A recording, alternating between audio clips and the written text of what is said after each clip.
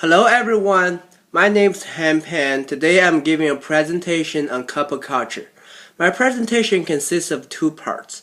First is Jane Smiley's famous book A Thousand Acres. The second part concerns my recent visit to Japan. Jane Smiley's A Thousand Acres is definitely a great book to provoke thoughts on life. It's like a mirror which reflects American rural culture. It interprets the soul of American daughters who live with their tyrannical fathers. It reveals the truths of land and family, American country culture, and forces us to rethink love and relationships. However, from a multicultural standpoint, it shows several facts about American culture. In the 20th century, American farming has become both a business and a way of life. It reveals how owning a land and operating a farm are the metrics of a harrowing way of life.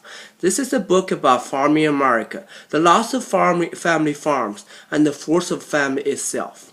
On a different note, I have visited Osaka Palace in Japan recently. It's an amazing history museum which is also the castle of a famous Japanese emperor Hideyoshi. I learned the life of this great warrior commander of Japan and gained a deeper perspective of this Japanese samurai model. For more than 800 years, the samurai prized virtues such as honesty, courage, respect, self-sacrifice, self-control, compliance with duty, and unquestionable loyalty to one's master. Those ideals brought balance and stability to social organization.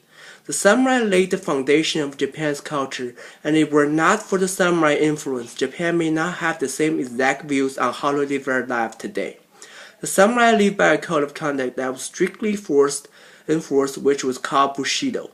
The code of Bushido inspired the warrior of great heights and martial skill and emphasized absolute loyalty. Through Bushido, the samurai was able to transcend the natural human impulse towards fear. It was a fear that an ordinary soldier would experience in the heat of battle when faced by overwhelming enemies and probably faced by the certainty of death. This unique philosophy dictated one of honor, reckless bravery, and the selfless of duty to a warrior's master with the purpose of giving up one's life and embracing death. A warrior who disgraced himself, either in a battle or some other dishonorable deed, had little recourse except ritual suicide. According to Bushido, perishing in battle was the honorable way to die, but being taken prisoner was a shame that could not be washed away. The samurai would then commit ritual suicide rather than surrender to the enemy. There was no place in fear in the way of the warrior, and its conduct for self-discipline and respectful, ethical behavior was one that became the role model behavior for other classes throughout Japan's history. Not only were the samurai skillful warriors, but they were also expected to be highly cultured and literate.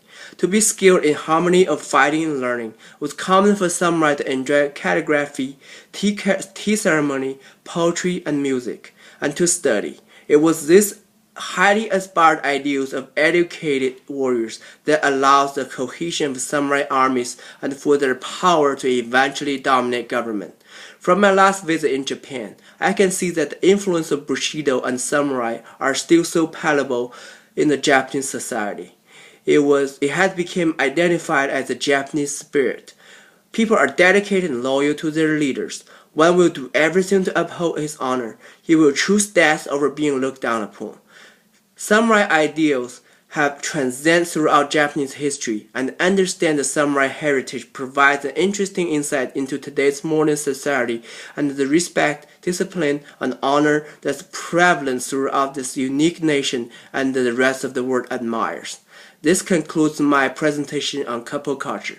Thank you very much for everybody's time.